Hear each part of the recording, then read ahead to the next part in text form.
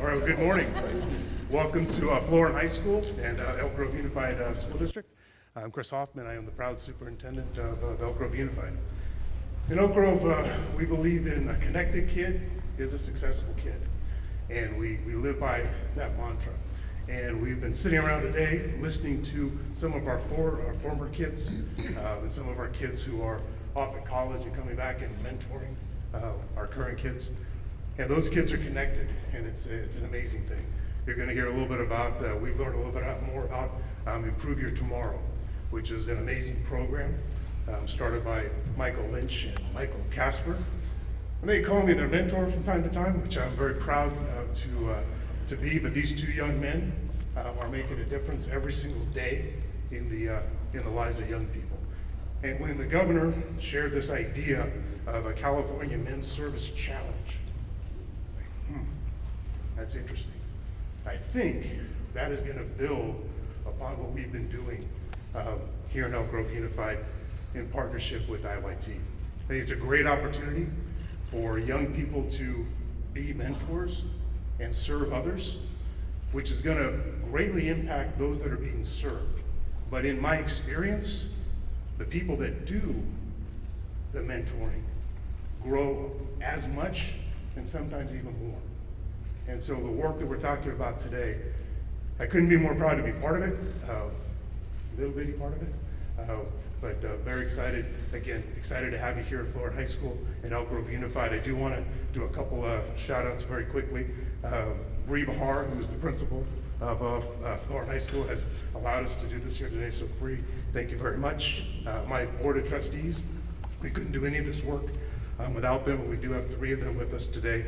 Our board president, Michael Vargas, and we have Susan Davis and Jennifer Ballerini. So very proud to have you here to kick this off, and I'm here to introduce Josh Friday with the Go Serve. So Josh, you're up.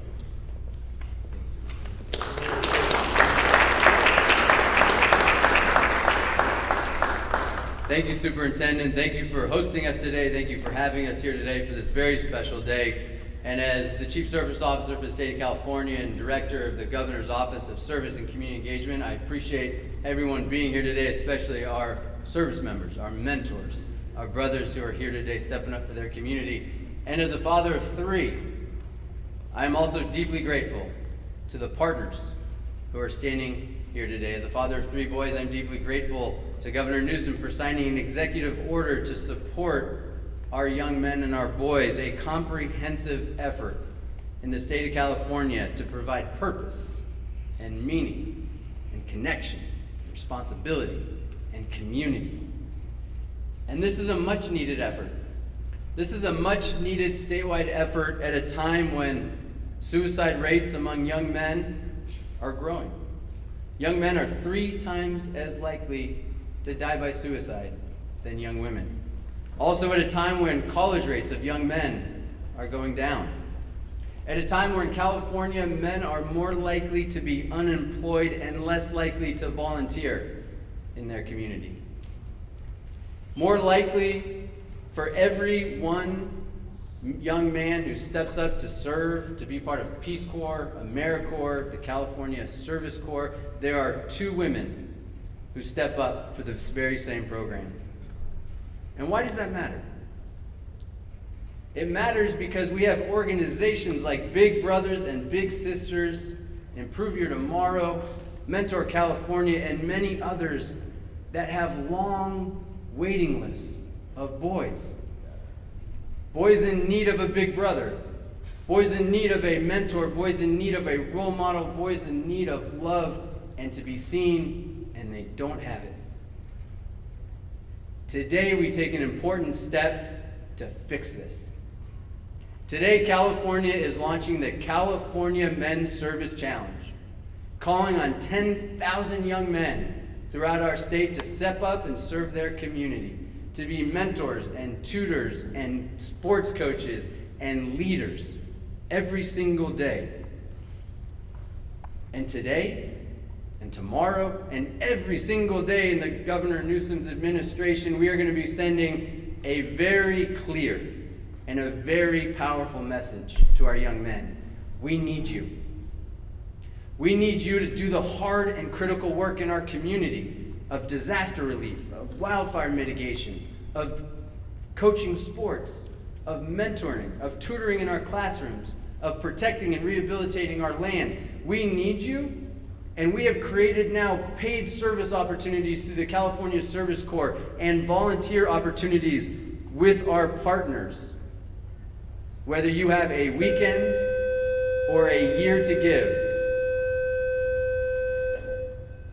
So if you are willing to give an hour, a weekend, or a year to serve, we've created opportunities for you by going to mensservicechallenge.com. And if you go there, you will find opportunities with our incredible partners that we've brought together, school districts and professional sports teams and organizations, incredible organizations like Improve Your Tomorrow, Big Brothers Big Sisters, Mentor California, the YMCA, the Giants Community Fund, Junior Giants, and many more. And they will talk about today the need for male mentors and coaches and tutors and leaders. And so let me just finish quickly with this before I introduce our next speaker. When I was younger, I was very lucky. I had the chance to serve in the armed forces. I had the chance to be part of a mission in the military, to be part of something bigger than myself.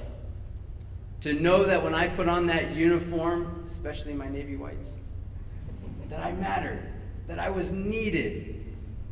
Well, now with the California Men's Service Challenge, we are sending a message to an entire new generation that you can be part of a mission, that you are needed, you can be part of something bigger than yourself, and that you matter.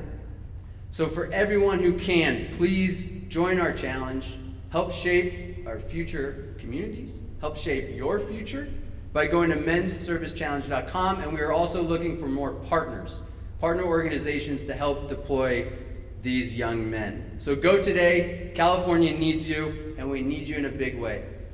Y ahora algo para nuestras familias que hablan español. California está lanzando el California Men's Service Challenge, haciendo un llamado a 10,000 hombres jóvenes a ser mentores, entrenadores, tutores, servir y liderar en sus comunidades. A los jóvenes, te necesitamos. Únete al reto y visita mensservicechallenge.com hoy. Gracias. And now I have the honor of introducing the Executive Director of Mentor California, an incredible partner of ours, an inspirational mentor himself, my brother, Marcus Strother.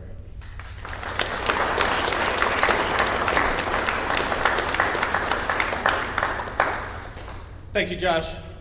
Thank you to Governor Newsom for putting this forward. It is your vision, your work, and your guidance that is mentoring all of us to do this work at a very high level. So thank you.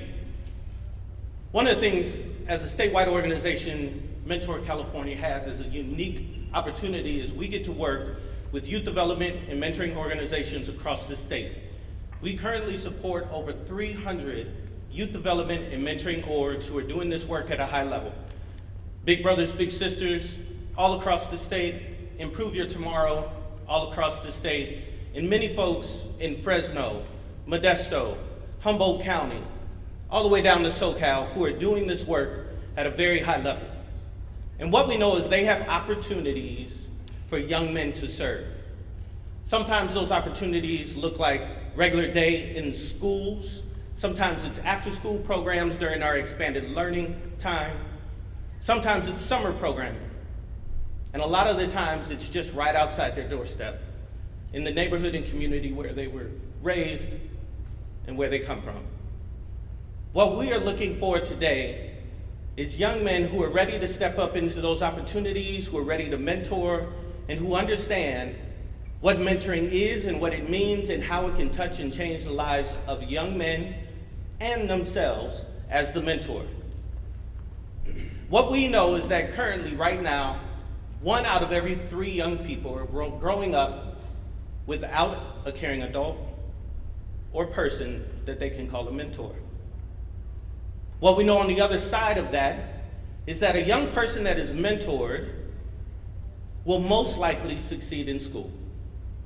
They will most likely find their career trajectory, they will most likely step into leadership roles. And what we also know is that young men who know that they are loved, that they are seen, that they are heard, well, at the end of the day, they just do better. So what we are calling on is 10,000 young men to step up and help us engage the disengaged. Help us connect the disconnected. We need young men who are ready to step into this space and be heart healers, dream defenders, and legacy builders so that we can bridge this gap of opportunity and create a California where young men grow and thrive. We are appreciative of everyone who is here today, and we are calling on more of you to show up. So after you hear or see or learn about this initiative, we just ask that you get on board. Our young men need people who love them. Our young men want to be loved. And when we step into those roles, we can change lives forever. I'm excited to be a part of this. Our Mentor California team is excited to be a part of this. Our national office is excited to be a part of this as well. And we are excited to be with one of our most amazing partners, Improve Your Tomorrow. And you already heard a little bit about one of the co-founders, Michael Lynch, but he's going to come up and tell you a little bit more about himself. So with that, I'm going to pass it over to him and call on Michael Lynch to come up and talk a little bit more about this great initiative.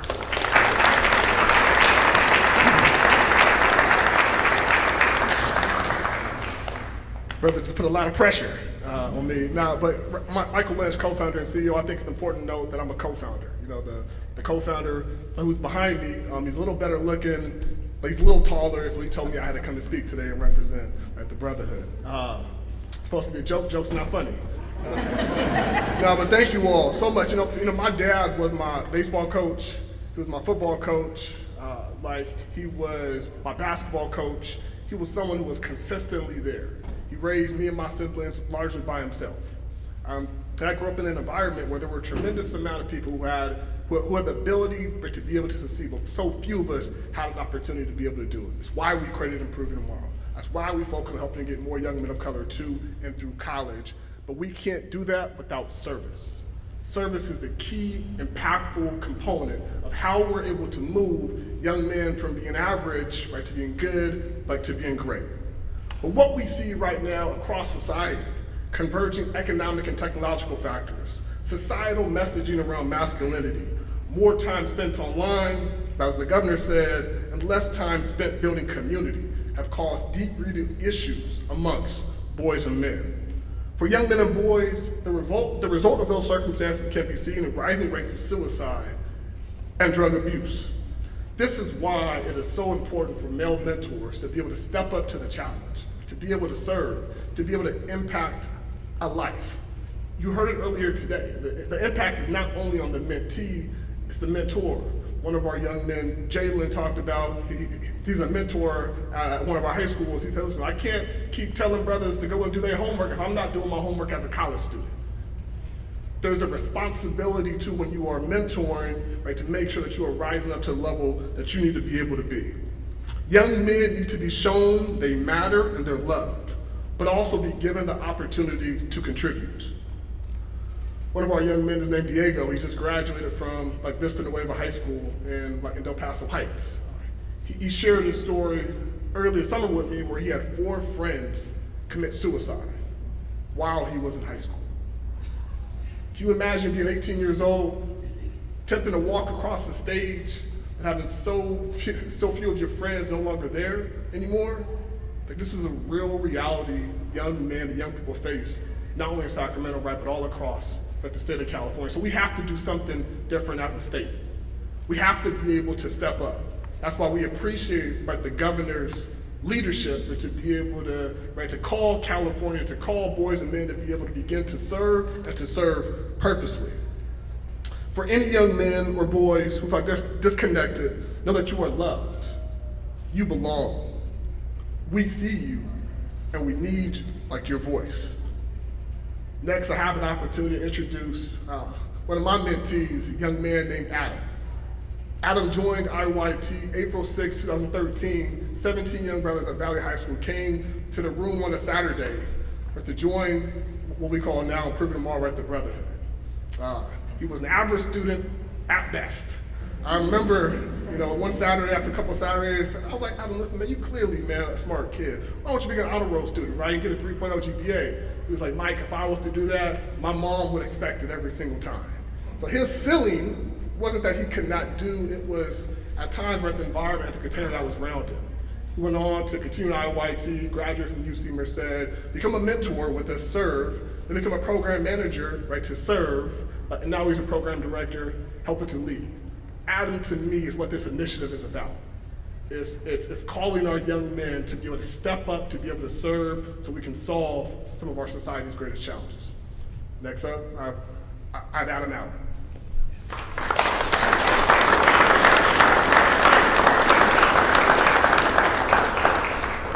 Good morning. Hello, my name is Adam Allen. Similar to like Michael just mentioned, I was originally from Bakersfield, California, moved to Sacramento about 2013, and I was attending Valley High School. I was in a place of like just rebellion. I was alone. I'm the youngest of 3 brothers, and it was just me and my mom dealing with a lot of issues: housing insecurity, food insecurity, job insecurity for her, just a lot of things going on. And it just made me want to rebel. It made me want to not do well in school. It made me not want to do well for myself in general. And a lot of that changed my second semester when I was introduced to IYT.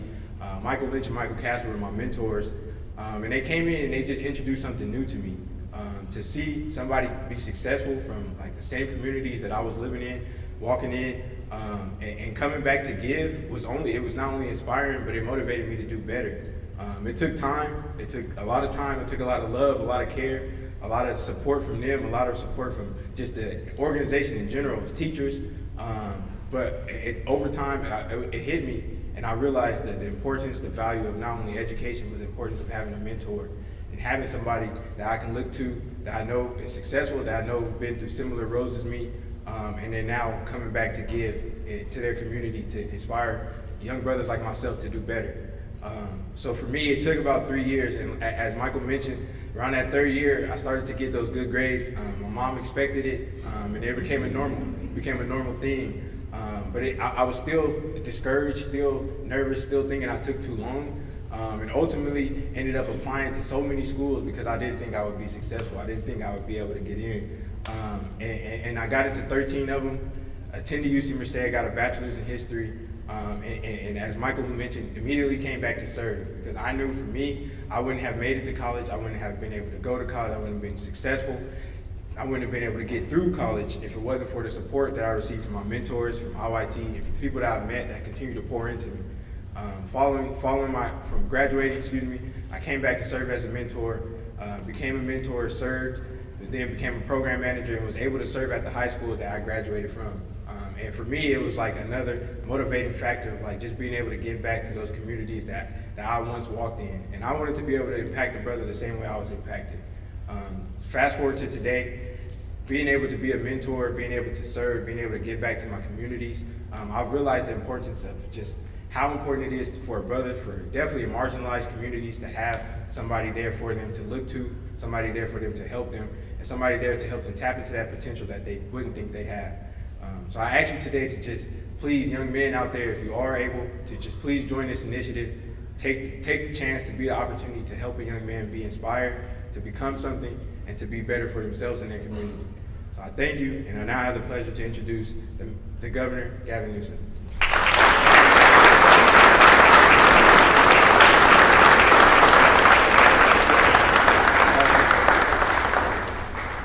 Well done, man. You said he had like a 1.2 grade point average? What the hell is that?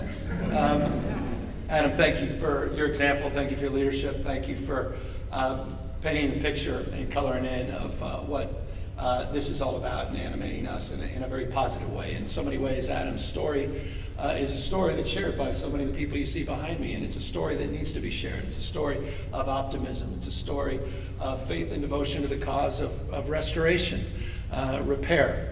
At a time when we feel so broken, we feel so divided, we feel increasingly so fearful about our fate and future. Today, we're celebrating success. We're celebrating leadership. We're celebrating in the spirit that the superintendent, and the spirit of Marcus, and obviously Michael and others have expanded on, the spirit of love, of relationships, of being seen, of being heard. A word that I heard around the table is pouring love, pouring that sense of confidence into people that are broken, that may not feel that they have it. But this notion of being seen and heard is profoundly important at a time when people don't feel seen, they don't feel heard, they feel increasingly isolated, they feel increasingly alone. We have an epidemic of loneliness, and so much of that is manifesting and metastasizing online in very profound and consequential ways. And last week only underscored that further. And so this is a timely initiative. It's an initiative that frankly began to take shape about this time last year when I was given a national poll that someone shared. A simple question that was asked to young men and boys, where 69% of them were asked a question of whether or not they align to the sentiment that people don't care if boys are okay. 70% of boys said people don't care. We have a crisis in this country of men and boys, and for decades, candidly, we've neglected it because some of us have been scared to enter into the fray, because somehow we felt it was a zero-sum game, that somehow if we're focusing on the needs of men and boys, somehow we're taking away from our advocacy around gender equality, taking our advocacy away from women and girls. So you can understand in many ways that tension, but it's not a zero-sum game. And this crisis has become a crisis not just for men and boys, but for women and girls as well.